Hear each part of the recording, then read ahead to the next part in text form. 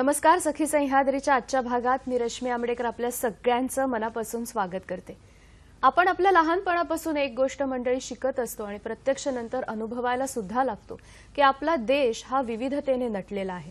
इथे वेगवेगळ्या संस्कृती आहेत, भाषा आहेत, विभिन्न माणसं आहेत. आपण ते सगळे एकत्र राहत असतो आणि हे एकतेची जी शक्ती आहे त्यातूनच आपल्या देशाची प्रगती खऱ्या अर्थाने होऊ शकते यावर आपला पूर्ण विश्वास आहे. आजचा आपला जो कार्यक्रम आहे हा याच अनुषंगाने जाणारा. आजचा आपला विषय काय आहे बघून घेऊया. आजच्या आपल्या कार्यक्रमाचा विषय राष्ट्रीय एकात्मतेकडे वाटचाल, कौमी एकता सप्ताहानिमित्त आजचा विशेष कार्यक्रम आहे. मग जेव्हा आपण कौमी एकता म्हणतोय आपल्याला नेमकं काय साध्य करायचंय, कौमी एकता म्हणजे काय, या सगळ्याबद्दल मार्गदर्शन करण्यासाठी, आपल्या प्रश्नांना उत्तर देण्यासाठी आज आपले तज्ज्ञ म्हणून आपण आमंत्रित केलंय डॉक्टर S.N. पठाण सरांना. नमस्कार सर. नमस्कार. कार्यक्रमात तुमचं मनापासून स्वागत. बरोबरीने इतर अनेक गोष्टींमध्ये सुद्धा ते कार्यरत आहेत. जसजसा कार्यक्रम आपला पुढे जाणार आहे त्यांची अधिक ओळख मी करून देणार आहेच. पण ही कौमी एकता म्हणजे काय, आपण ती कशी साध्य करू शकतो, याबद्दल तुमच्या मनात जर काही प्रश्न असतील किंवा तुम्हाला जर काही सांगायचं असेल तर आम्हाला अवश्य फोन करा. त्यासाठी आपले दूरध्वनी क्रमांक आहेत 24908050, 24988050, 022 STD कोड आहे. मुंबई बाहेरून जी मंडळी फोन कॉल्स करणार आहेत त्यांच्यासाठी आणि मोबाईलच्या माध्यमातून जी बोलणार आहेत त्यांच्यासाठी. फोन कराल तेव्हा आपण काही गोष्टींची काळजी नेहमीच प्रत्येक कार्यक्रमामध्ये घेत असतो.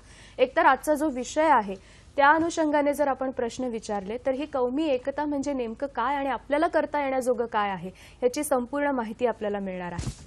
जर मोबाईलच्या माध्यमातून बोलणार असाल तर अशा ठिकाणी जाऊन आपण बोलणार आहोत जिथे नेटवर्क उत्तम असेल आणि आपला आवाज कट होणार नाही. आणि फोन कराल तेव्हा टीव्हीचा आवाज मात्र न विसरता कमी करा, म्हणजे तुमचा आवाज आणि तुमचा प्रश्न इथपर्यंत सलग पोहोचेल. पुन्हा एकदा सर कार्यक्रमामध्ये मनापासून स्वागत करते. कौमी एकता सप्ताह आता आपण पाळतो आहोत किंवा साजरा करतो आहोत आणि या सप्ताहामध्ये प्रत्येक घटकाचा अत्यंत विचारपूर्वक विचार करून किंवा त्याच्यावर पूर्णतः खल करून अशा पद्धतीने हा सप्ताह आपल्याकडे साजरा केला जातो.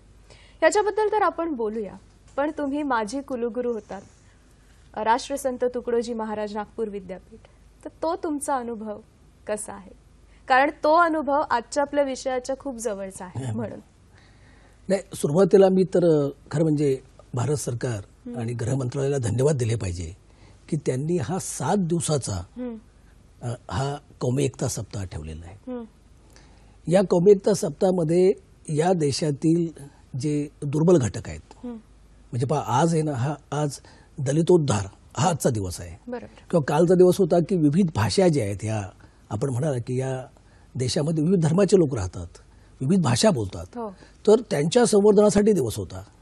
नंतर आता मग महिला दिन आहे, अल्पसंख्याकांचा दिवस होता रविवारी. म्हणजे अशा पद्धतीने दुर्बल जे घटक आहेत त्यांना सक्षम करण्यासाठी, त्यांना बळ देण्यासाठी आणि ह्या सर्व घटकांनी एकत्र येऊन आपण म्हणाल त्याप्रमाणे हा देश ही युनिटी, ह्या विविध धर्माची जातीची युनिटी हीच या देशाची ताकद आहे. खरी गोष्ट. तर हे आपल्या देशामध्ये होण्यासाठी हा नव्यानंच हा भारत सरकारच्या गृह मंत्रालयाने हा जो कौमी एकता किंवा राष्ट्र एकात्मता सप्ताह साजरा केला आहे, याबद्दल सुरुवातीला आपण मनपूर्वक धन्यवाद देऊया भारत सरकारच्या या कार्यक्रमाला.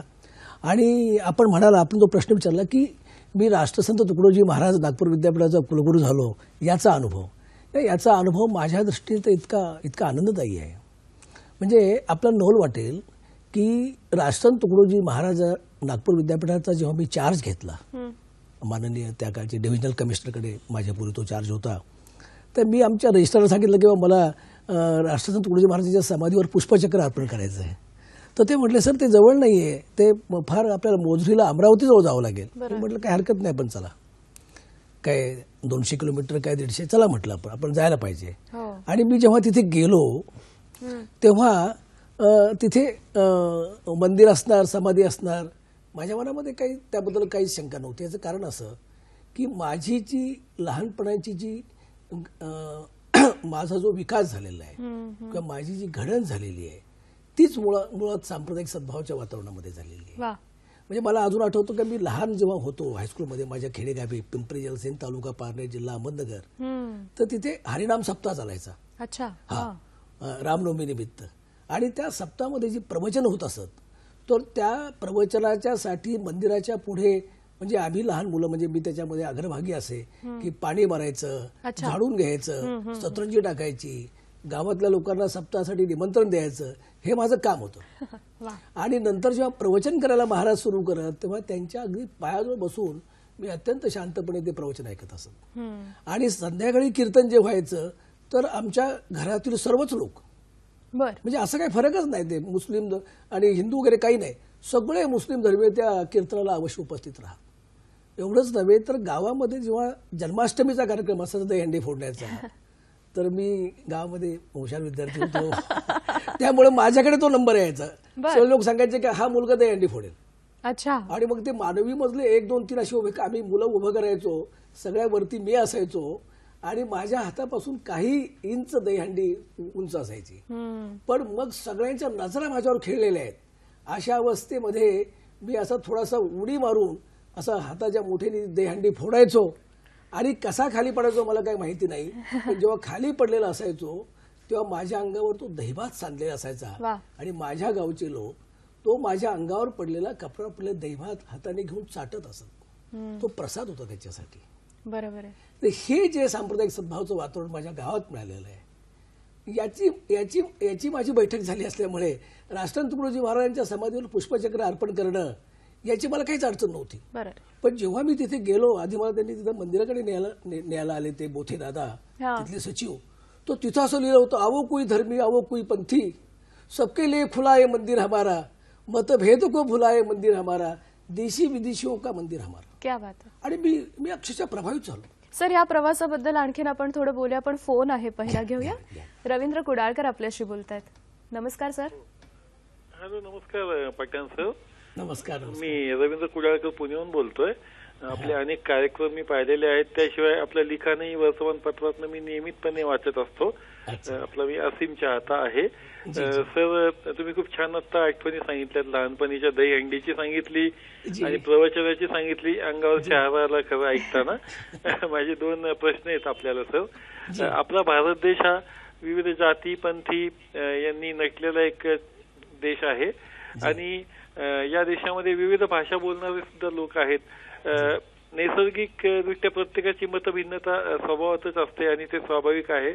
पण जेव्हा एखाद्या मुद्द्यावर प्रगतीच्या दृष्टीने जर आपल्याला काम करायचं असेल तर प्रत्येकाने आपलं जे मत आहे ते सकारात्मकपणे नमूद करून कुठलेही मोर्चे न काढता, आंदोलन न करता एकत्र बसून जर सोडवले तर राष्ट्रीय एकात्मता साधायला निश्चित मदत होईल असं मला वाटतं. याबद्दल आपण काय मार्गदर्शन कराल? आणि दुसरं असं की राष्ट्रीय एकात्मतेबद्दल एखादा आपला छानसा अनुभव मला ऐकायचा आहे की जो आपल्या आयुष्यात अविस्मरणीय ठरलेला आहे. धन्यवाद. धन्यवाद. तुमच्या अनुभवांबद्दल तर आपण बोलतो आहोतच आणि लहानपणापासूनच तुम्ही ते अनुभवलेलं आहे. आता तुम्ही जो प्रसंग सांगितलात, तर असा एखादा प्रसंग तुम्ही सांगा आणि मग आपण त्यांचा जो दुसरा प्रश्न होता की सकारात्मक भूमिका सगळ्यांची असली तर प्रगतीकडे आणखीन लवकर वाटचाल होऊ शकते का, तर त्याच्याबद्दल पण आपण बोलूया. आपल्याला म्हणजे आता राष्ट्रीय एकात्मतेबद्दल सांगायचं म्हटलं तर मला उल्लेख थोडासा वैयक्तिक होतो, कारण त्यांनी माझा स्वतःचा अनुभव विचारलेला आहे. पण मला सांगायला म्हणजे सर्व जे काही लोक आपला हा दूरदर्शनच्या माध्यमातून पाहतायत, आपल्याला माहिती नसेल की मी अत्यंत एका सामान्य मुस्लिम कुटुंबामध्ये माझा जन्म झाला आणि इतका सामान्य की वडील हे मजूर होते आणि आई त्यांच्या हाताखाली काम करायची. आणि BSc झाल्यानंतर आता शिक्षण पुढे काम करून शिकलो मी सातारला, सायन्स कॉलेज सातारा, आता त्याचं नाव Yashwantrao Chavan institute of science. मी काम करून शिकलो आणि BSc नंतर मी हायस्कूल शिक्षक होतो. अच्छा.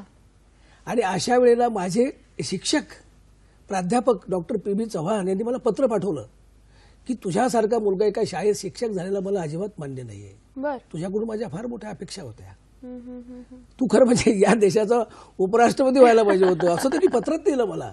आणि तू स्वतःच्या हाताने स्वतःच्या पायावर धोंडा पाडून घेतलाय. अरे बापरे. आता हे जे माझे शिक्षक आहे हे माझे कोणी नातेवाईक नाही, माझ्या कोणी धर्माचे नाही, जातीचे नाहीये.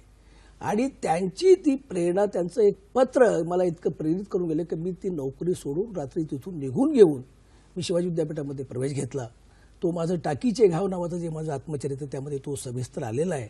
पण मला असं वाटतं की माझ्या जीवनामध्ये जो बदल झाला, मी एका राष्ट्रीय भारतीय सांस्कृतिक संबंध परिषद याचा जो उपाध्यक्ष झालो, याचं सगळं श्रेय जर कुणाला असेल तर हे माझे प्राध्यापक आहेत. त्या एका पत्राला आणि माझे जे संशोधक गाईड आहेत डॉक्टर AR कुलकर्णी, म्हणजे यांनी मला त्यांनी प्रेरणा दिलेली आहे माझ्या संशोधनासाठी. किंवा परदेशामध्ये जेव्हा मला जावं लागलं, I gave keynote address, me keynote address दिला जकार्तामध्ये, तर त्याची तयारी करून घेणं, मला मदत करणं, मग त्यांच्या घरी मी जेवत असे. ते मुंबई विद्यापीठाचे प्राध्यापक होते.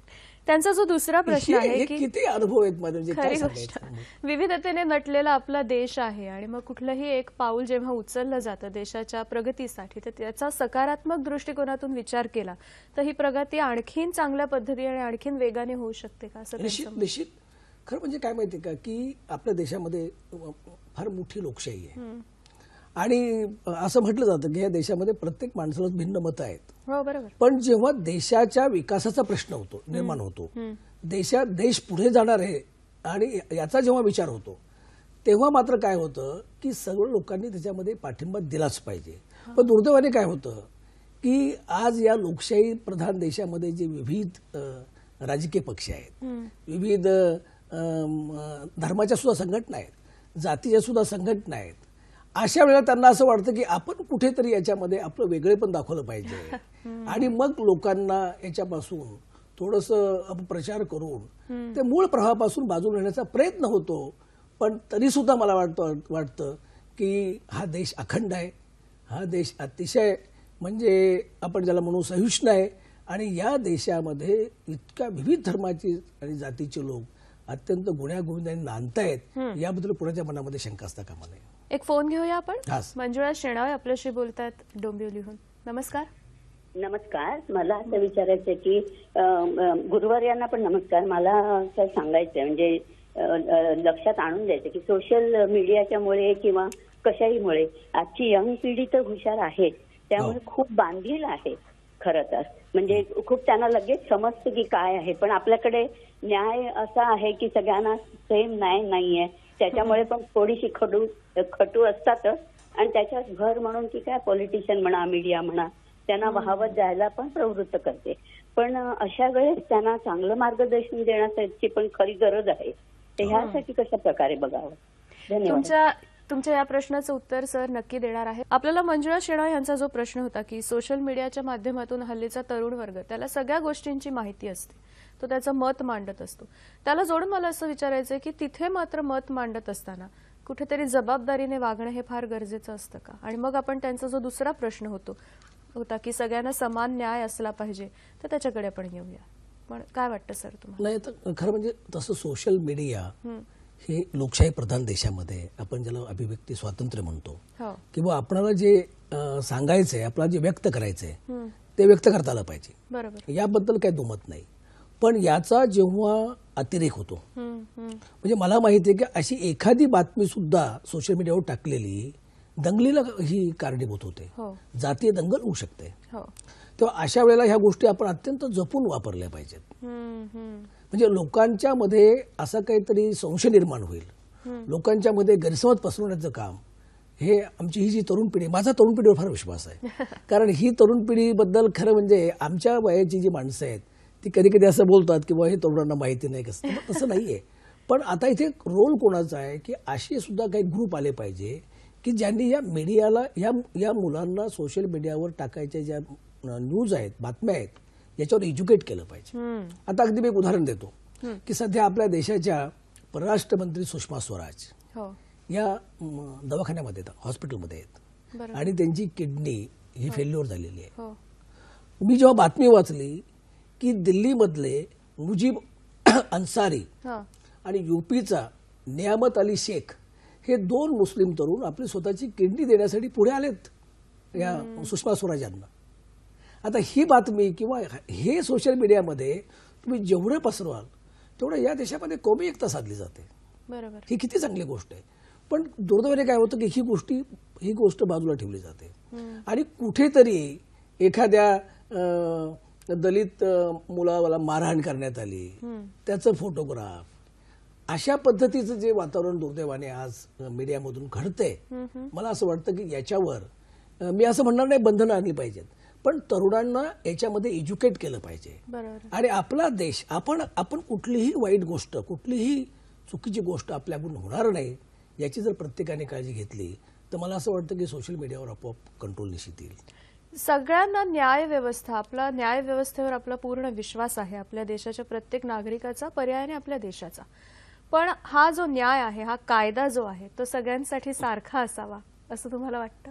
नाही, निश्चित. हे बघा, याच्याबद्दल माझ्या मनामध्ये काही दुमत असायचं कारण नाहीये की कायदा, आपण या देशाचे नागरिक आहोत आणि आपण या देशाचे नागरिक असलो तर कायदा सुद्धा आपल्या देशाला समान असला पाहिजे. बरोबर.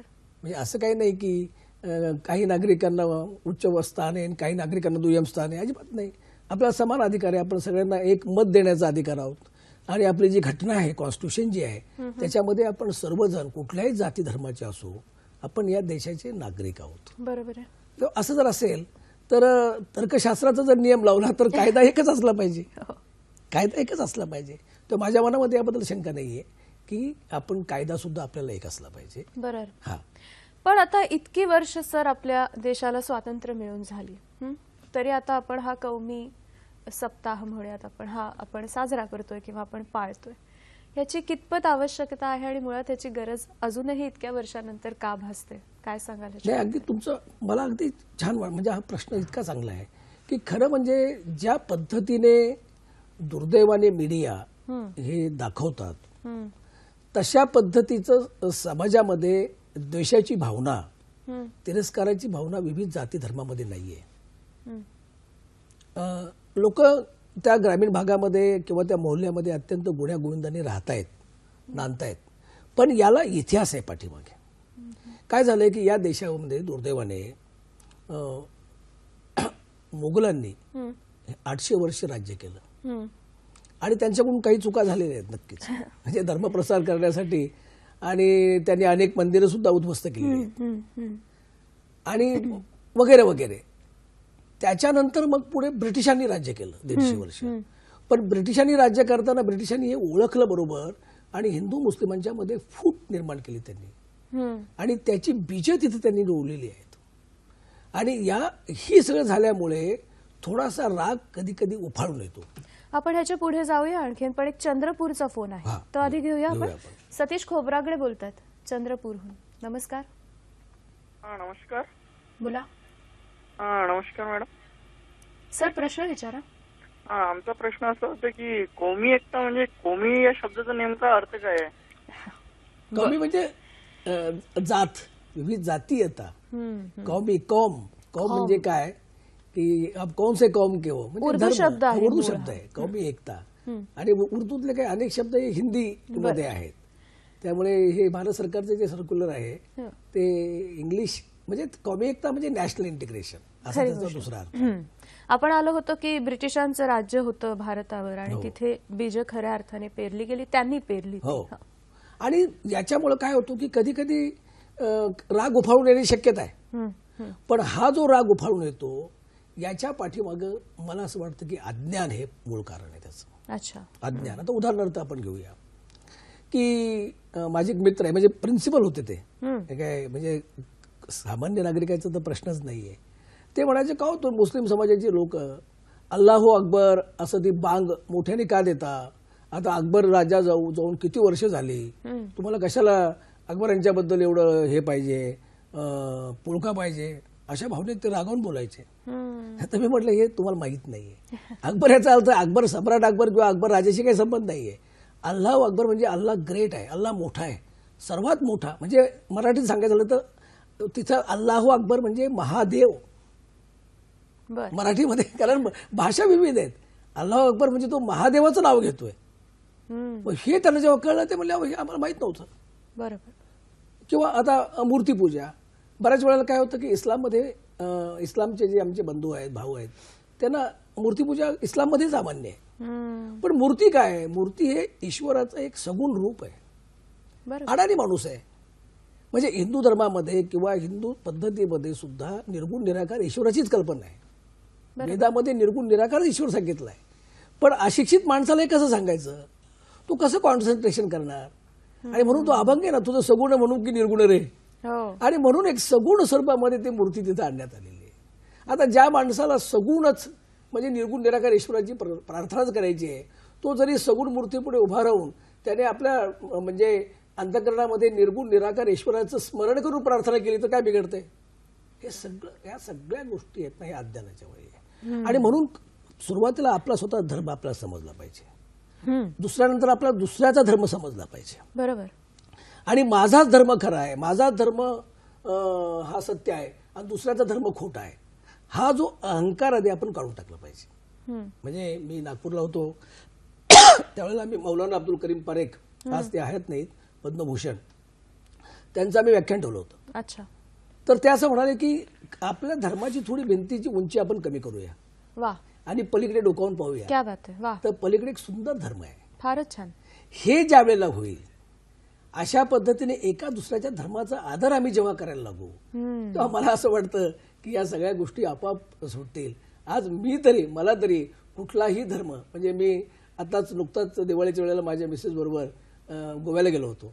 तर आपण म्हटलं बरं झालं आपल्या बिझी याच्यातून आपण 2-3 दिवस बाहेर आलेलो आहे. तर तिला मी सांगितलं की आपण चर्चला मध्ये जाऊ. आणि नेमका रविवार होता त्या दिवशी, आणि त्या ओल्ड गोव्यामध्ये चर्चमध्ये प्रार्थना चालू होती. आणि आम्ही तिथे गेलो, इतक्या शांतपणाने आम्ही दोघे बसलो. तर त्यांना असं वाटलं की, आणि त्या दिवशी सुदैवाने माझ्या मिसेसने पांढरा रंगाचा तो सलवार कुर्ता घातला होता. तर म्हटलं हे ख्रिश्चन मंडळीचे, ख्रिश्चन बांधव आहेत, आणि ते आम्हाला ते काय तो प्रसाद वगैरे ते देत होते. मला असं वाटतं असं वातावरण या देशामध्ये झालं पाहिजे. आणि हीच या देशाची ब्युटी, गरज ज्याला आहे, आपण म्हणतो गरज आहे. ही या सौंदर्य देशाची सुद्धा, beauty आहे. सौंदर्यच आहे ना हे सुद्धा आपल्या देशात, की इथे इतक्या विविध धर्माचे, भाषा बोलणारे, संस्कृतीचे लोक आपण एकत्र राहतोय. दिलीप बोर्डे बोलतायत नगरहून. नमस्कार. Hello hello Dilip ji. हॅलो, प्रश्न विचारा सर. नमस्कार, बोला हॅलो सर, सर. प्रश्न विचारा. हा बोला. दिलीप बोर्डे बोलतोय, पिंपरी एलसेन. हा बोला बोला. हा सर, तुमचा कार्यक्रम आनंद वाटला. तुमचे जे मला आहे ना अनुभव आहे तुमचं सांस्कृतिक विषय चांगला आहे. धन्यवाद सर. सर, तुम्ही विश्वशांती केंद्राचे सल्लागार म्हणून सुद्धा काम पाहताय. तर एकंदरीत असं विचारायचं आहे की आपण असं म्हणतो आहोत की एकता आहे, तीच आपल्या देशाचं तेच सौंदर्य आहे, आपण सगळे एकत्र नांदतो. पण मग तरी सुद्धा ही कौमी एकता अधिकाधिक साध्य करण्यासाठी कोणते वेगवेगळे प्रयत्न केले जातात? हा प्रश्न अतिशय महत्वाचा आहे. कारण काय झालंय की आज मी जे म्हणालो त्या पद्धतीने प्रत्येक माणसाला फक्त आपला धर्म सोडून दुसरं काही दिसत नाही. ही आत्ताची परिस्थिती आहे. आणि म्हणून आम्ही विश्वशांती केंद्रामध्ये काय सुरू केलं की सर्व धर्माच्या लोकांचा आणि त्यांच्या धर्मस्थळांचा आदर केला पाहिजे. मी एक प्रयोग याचा, आमचे विश्वशांती केंद्राचे जे अध्यक्ष आहेत माननीय प्राध्यापक डॉक्टर विश्वनाथ कराड, ज्यांना आंतरराष्ट्रीय स्तरावर म्हणजे युनेस्कोने ज्यांना अध्यासन बहाल केलंय, human rights, world peace, democracy, त्यांच्या एका छोट्याशा खेडेगावामध्ये, म्हणजे त्याचं गाव आहे रामेश्वर रुई, तालुका जिल्हा लातूर, या ठिकाणी मी आपल्याला दाखवतोय. आपण स्लाइड पाहणार आहोत. आपण स्लाइड पाहणार आहोत. मी आपल्याला दाखवतो. इथे एक त्यांनी हे मंदिर बांधले, पहा, श्रीराम मंदिर. हे जे श्रीराम मंदिर आहे हे काही काळापूर्वी, म्हणजे 150 वर्षापूर्वी त्या पेशव्यांच्या आणि निजामाच्या लढाईमध्ये त्यावेळेला मुस्लिम सैनिकांनी हे पाडलं होतं. अच्छा. त्याचे उद्ध्वस्त दगड तिथे होते. आणि मग मान्य कराड सरांनी ते मंदिर पुन्हा बांधलं, आणि या मंदिरमध्ये बांधण्यामध्ये तिथल्या मुस्लिम लोकांनी फार मोठा सहभाग दिलेला आहे. अच्छा. आणि म्हणून आपल्याला पुढली मी स्लाइड दाखवतो की हे ह्या श्रीराम मंदिरामध्ये आपल्याला इथे अनेक हिंदू आणि मुस्लिम बांधव एकत्र आलेले आहेत. या ठिकाणी आपले माननीय गिरीशजी बापट, आपले महाराष्ट्राचे जे कॅबिनेट मिनिस्टर तिथे आहेत, माननीय कराड साहेब आहेत, ते स्वतः आहेत, आणि मुस्लिम लोक आहेत, आणि ते ईश्वराची भक्ती करतात, बाकी काही नाही. आणि आपल्याला पुढलं जर आपल्याला सांगितलं, दाखवलं तर आपल्याला नोट वाटेल की या ठिकाणी हा जो श्रीराम रथ आहे, त्या गावामध्ये श्रीराम रथ यात्रा, मिरवणूक निघते ह्या श्रीराम रथाची. आपण पहा की ह्या श्रीराम रथ यात्रेमध्ये हिंदू मुस्लिम सगळे बांधव एकत्र आलेले आहेत. हे चित्र. आणि एकीकडे आपण असं सांगत नसतो की बा तिथे काहीतरी मिरवणूक निघाली ताजियाची आणि मग कोणते दगड मारले, आणि श्रीराम रथ यात्रा जेव्हा नागपूरमध्ये सुरू होती तेव्हा मग इतका प्रचंड बंदोबस्त वगैरे. त्याच्या पुढे जाऊन मी आपल्याला दाखवतो की ही जी मशीद दिसते, ही मशीद बांधण्यासाठी त्या गावात हिंदू नागरिक पुढे आलेले आहेत. अच्छा. जामा मस्जिद त्या रामेश्वरी गावातली. बर. पहा तिथे आपण बसलेत लोक सगळे, आणि जेव्हा त्या मंदिराची प्राणप्रतिष्ठा आणि तिथे हा जो दर्गा आहे हजरत जैनुद्दीन चिस्तींचा दर्गा, ह्या दर्ग्याची प्राणप्रतिष्ठा म्हणूया आपण, किंवा या दर्ग्याचं काय म्हणतो नूतनीकरणाचा कार्यक्रम होता, त्यावेळेला त्या गावामध्ये हिंदू मुस्लिमांनी आपल्या घरावर गुढ्या उभारलेल्या होत्या. अच्छा. हा. वा. आणि एकमेकांनी म्हणजे श्रीराम मंदिराच्या बांधणीसाठी मुस्लिमांनी देणग्या दिलेल्या आहेत, आणि जैनुद्दीन दर्गा चिस्तीची जी दर्गा आहे त्याची बांधणी करण्यासाठी हिंदूंनी देणग्या दिलेल्या आहेत. तर मी असं म्हणालो होतो त्या ठिकाणी की खऱ्या अर्थानं मानवता तीर्थ त्या ठिकाणी क्या साकारलं बात जातं. आहे. सर, आपण ह्या प्रयत्नांबद्दल आणखीनही बोलूया, पण एक फोन घेऊया. किशोर नगरकर आपल्याशी बोलतायत वरळीहून. नमस्कार. नमस्कार. बोला. पहिल्यांदा मी तुम्हाला सदिच्छा देतो सगळ्यांना. राष्ट्रीय एकात्मता दिन आहे आज, अत्यंत धन्यवाद. मस्त आहे. तुम्हाला सुद्धा. हा, आणि पाहुण्यांना तर त्यांच्याबद्दल मला अत्यंत आदर आहे. आणि त्यांचे जे विचार वगैरे आहेत ते अत्यंत ब्रॉड माइंडेड आहेत, सर्व समावेशक आहेत. त्याबद्दल मी त्यांचं कौतुक करतो. आता मला असं, मी काही गोष्टी सांगतो, म्हणजे एक पॉईंट सांगतो, गोष्टी नाही सांगत आहे, पॉईंट सांगतो की अशी एक शक्ती असू शकते, आणि बऱ्याच संतांचं, बऱ्याच मोठ्या लोकांचं मत आहे की ती शक्ती आहे त्या प्रकारची की जी आपल्या आकलन शक्तीच्या पलीकडे आहे. आता ही जी शक्ती आहे ती एकाच वेळेला बघा, ती शक्ती एकाच वेळेला निर्गुण, निराकार आणि सगुण साकार ती एकाच वेळेला असू शकते. आपल्या आकलन शक्तीच्या पलीकडे असल्यामुळे बऱ्याच लोकांच्या ते लक्षामध्ये येऊ शकत नाही, आणि ते स्वाभाविक आहे.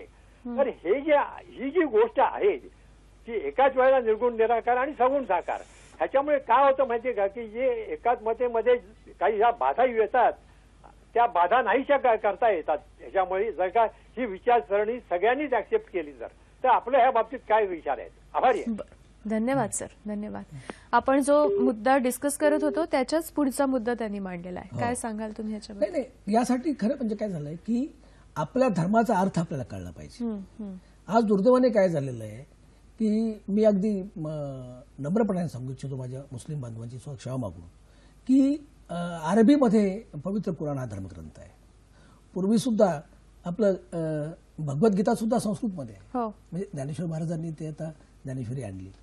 पण ते काय होतं की आपल्या लोकांना ते धर्मग्रंथ एकतर त्या भाषेमध्ये नाही आहेत, असले तरी ते वाचल्यानंतर त्याचं इंटरप्रिटेशन कळत नाहीये, आणि सामान्य मानून आपल्या कष्टामध्ये आणि याच्यामध्ये इतका घडलेला आहे, त्यामुळे त्याचा आपल्या धर्मावर अभ्यासच नाही. जेव्हा तो आपल्या धर्माचा खऱ्या अर्थाने अभ्यास करेल तेव्हा परवा माझे एक मित्र असं म्हणाले की पठाण सर, तुम्ही एखाद्या मंदिरामध्ये गेला आणि तिथं जरी तुम्ही सांगितलं की मला नमाज पढायची आहे, तरी लोक म्हणतील की थांबा जरा, आम्ही स्वच्छता इथं जरा हे करून घेतो, चांगलं करतो जागा, आणि इथे तुम्ही प्रार्थना अदा करा. पण हे घडलं पाहिजे. बरोबर. म्हणजे अशा पद्धतीचं वातावरण आपल्या देशामध्ये आहे. म्हणजे मी असं म्हणतो की माझा मित्र आहे एक हिंदू, तर मी त्याला सांगितलं पाहिजे की आपण आपली प्रार्थना उरकून घ्या, आपली पूजा अर्चा करा, आपण सगुण ईश्वर मानताय, मी थांबतो इथे अत्यंत शांतपणाने. आणि त्यांनी म्हटलं पाहिजे की सर, तुमची आता नमाजची वेळ झाली प्रार्थनेची, तुम्ही आता मशिदीत जा, मी बाहेर थांबतो. हे वातावरण पूर्वी आपल्या देशामध्ये होतं. तर एकमेकाच्या धर्माचा आदर कधी तुम्ही कराल? जेव्हा दुसऱ्याचा धर्म आपल्याला समजला तेव्हा. आणि हे फक्त शिक्षणाने येईल.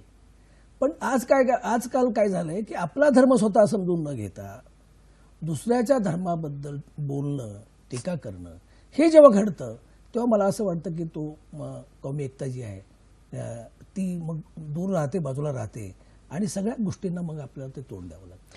तुम्हाला सर हल्ली असं जाणवतं का की पुन्हा एकदा वेगवेगळ्या प्रकारचं वर्गीकरण आपल्या देशामध्ये व्हायला सुरुवात झाली किंवा ते झालंय, ज्याची खरं तर काही आवश्यकता नसते पण तरी सुद्धा ते होत चाललंय? वाटतं सर तुम्हाला असं? फार फार महत्वाचा प्रश्न आहे. खरं म्हणजे आपल्या देशापुढला फार मोठा धोका आहे. म्हणजे आपण जेव्हा कौमी एकता म्हणतो, आपण जेव्हा विविधतेमध्ये एकता म्हणतो, तेव्हा जर हे ध्रुवीकरण झालं असेल, आणि हे बरं का केवळ शब्दच्छल करून ध्रुवीकरण केलेलं आहे. अच्छा. हो ना. म्हणजे पहा, परवा मी अलीगढ मुस्लिम विद्यापीठाचा मी एक्झिक्युटिव्ह काउन्सिल मेंबर होतो. त्यांचं मी वाचन करत होतो. सर सय्यद अहमद खान ज्यांनी हे विद्यापीठ स्थापन केलं, आणि ज्यामुळे आज मुस्लिम समाजातले सगळे सायंटिस्ट आणि फार मोठ्या प्रमाणामध्ये लोक तिथं शिकतायत. ते असं म्हणाले होते सर सय्यद अहमद खान की माझी तक्रार आहे की तुम्ही मला हिंदू का म्हणत नाही. अच्छा. हा. त्यांचं म्हणणं की हिंदू ही एक जीवन पद्धती आहे, आणि ही जीवन पद्धती ह्या देशामध्ये राहणाऱ्या प्रत्येक माणसाची सेम आहे. तर माझी तक्रार आहे, तुम्हाला हिंदू म्हटलं पाहिजे. आता झालं कसं आहे की अशा पद्धतीच्या शब्दांचा छल करून, म्हणजे मी हिंदुत्व ह्या शब्दाकडे अशा अर्थाने पाहतो की भारतीय एकात्मतेसाठी जर काही गोष्ट घ्यायची असेल तर त्याला दुसरं नाव देता येईल हिंदुत्व.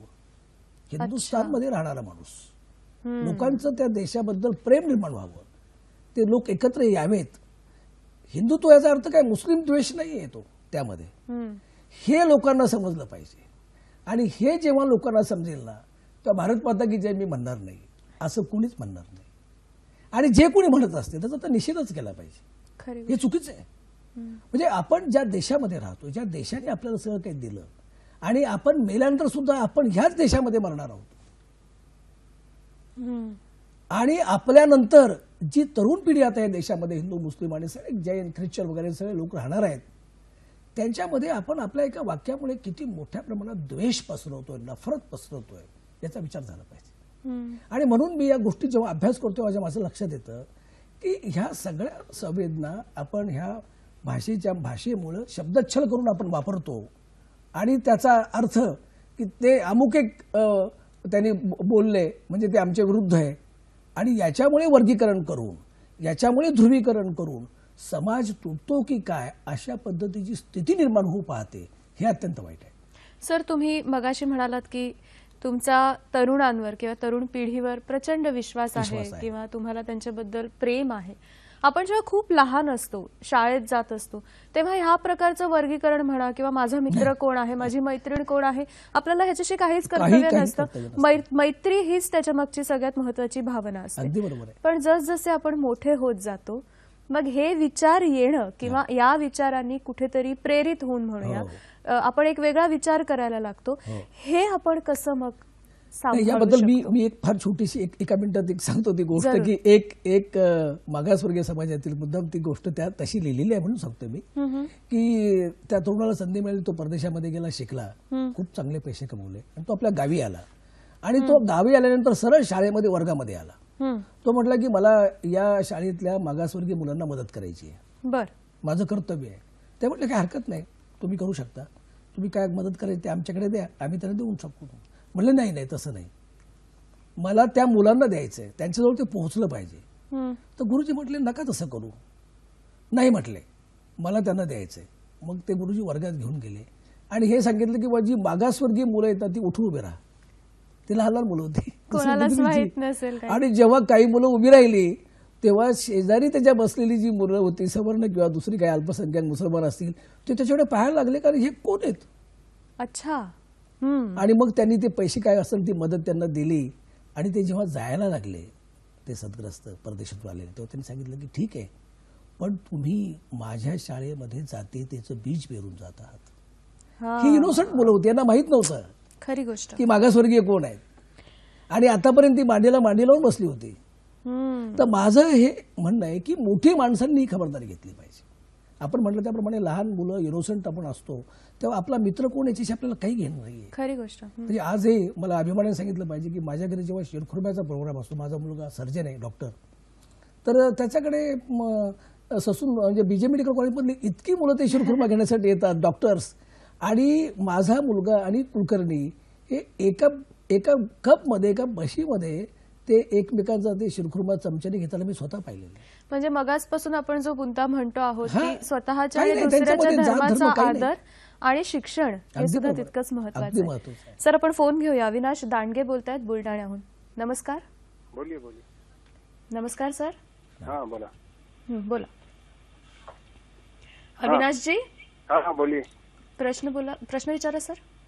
हाँ सर. हॅलो. बोला तुम्ही प्रश्न विचारा. हा, आम्हाला विचारायचं आहे की आपण एक कोमी एकता जे बोलतोय ना, तर ते कोमी एकता म्हणजे काय हे विचारायचं होतं. बरं सर नक्की मार्गदर्शन करतील. आपल्याला सर फोन आला होता अविनाश दांडगे यांचा की कौमी एकता म्हणजे काय. अगदी बेसिक प्रश्न त्यांनी विचारला. काय झालंय की कौमी एकताचा अर्थ सांगण्यापूर्वी आपण ही गोष्ट समजून घेतली पाहिजे की दुर्दैवाने या देशाची फाळणी झाली धर्माच्या नावावर. खरं म्हणजे ती व्हायला नव्हती पाहिजे, दुर्दैवाने झाली. आणि पाकिस्तान सारखा एक मुस्लिम राष्ट्र आपल्या शेजारी उदयाला आलं, पण पाकिस्तानमध्ये जेवढे मुस्लिम राहतात त्यापेक्षा जास्त मुस्लिम लोक आपल्या देशात राहतात. आणि दुर्दैवाने शेजाऱ्याशी आपले संबंध काय झालेले की अत्यंत बिघडलेत. सीमेवर युद्ध चालू आहे जवळजवळ, अशी सदृश्य परिस्थिती आहे. अशा वेळेला तिथे काही घटना झाली तर आपल्या देशातील भारतीय मुस्लिमांना मग ते कारण नसताना रोष निर्माण होतो. कारण नसताना तर हा कमी व्हावा आणि हे माझेच बांधव आहेत, हे या देशाचे नागरिक आहे, ही भावना त्यांच्यामध्ये निर्माण व्हावी. म्हणजेच कौमी एकता, म्हणजेच कौमी एकता हा राष्ट्रीय एकात्मता. ते माझे आता मी तर नेहमी आमच्या मुस्लिम मित्रांना सांगत असतो का रे बाबा की आपलं जर अँथ्रोपॉलॉजिकल जर आपला सर्वे आपले जर डायग्नोस कॅरेक्टर्स पाहिले तर आपण काय सौदी अरेबियाशी आपलं नाक जुळतं का, आपला रंग जुळतो का, आपला चेहरा जुळतो का? अजिबात नाही आहे. म्हणजे इस्लाम हा परकीय प्रांतामध्ये जन्म झालेला धर्म असला आहे आणि तो धर्म आपण स्वीकारला, जसं बाबासाहेब आंबेडकरांनी बौद्ध धर्म स्वीकारला. पण आपण मुस्लिम जे आहोत ह्या देशातले भारतीय मुस्लिम आहोत. आपण आपले वंशज काही आपण अरबस्थानामध्ये आपले वंशज नाही आहे, आपले भारतीयच आहेत, आपल्याला माहीत नाही. आणि त्याचं जर तुम्ही संशोधन करून गेला शेवटपर्यंत तर आपल्याला या देशातल्या प्राचीन संस्कृतीचे जे प्रेरणास्थान आहेत श्रीराम किंवा श्रीकृष्ण हेच आपले वंशज सापडतील. हे जेव्हा शिकलेला माणूस बोलावं लागेल तेव्हा समोरचा मनुष्य पाकिस्तानची चर्चाच बंद करून टाकेल. हे व्हायला पाहिजे, याला कौमी एकता म्हणतो मी. 1992 साली मात्र एक अशी घटना घडली, त्याचे पडसाद अजूनही कधी कधी त्याची चर्चा होताना आपल्याला दिसते. त्याच्याबद्दल सर आपण बोलूया, पण आपल्याला प्राध्यापिका संज्योती सानप यांचा फोन आहे.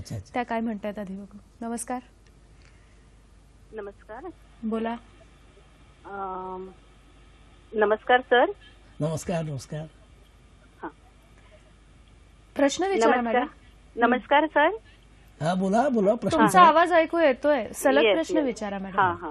मी प्राध्यापक कुमारी संज्योती महादेव सानप. पुन्हा एकदा नमस्कार सर. हा हा.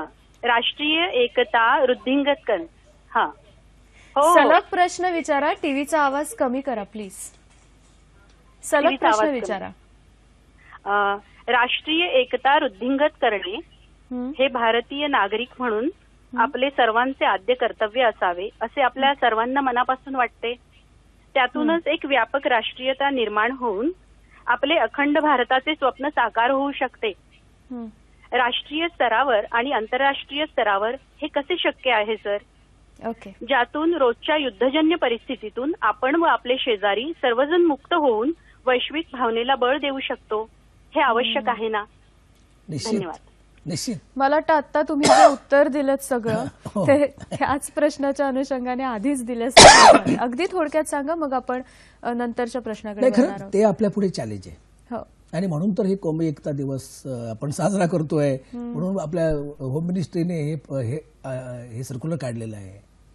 तर आपण आपल्या शेजारी राहणारे कुठलेही धर्मीय असू दे, मुस्लिमच नाही, आपण समजा हिंदू आहोत तर आपल्या शेजारी मुस्लिम असतील, जैन असतील, ख्रिश्चन असतील, ही आपल्या देशाची ताकद आहे.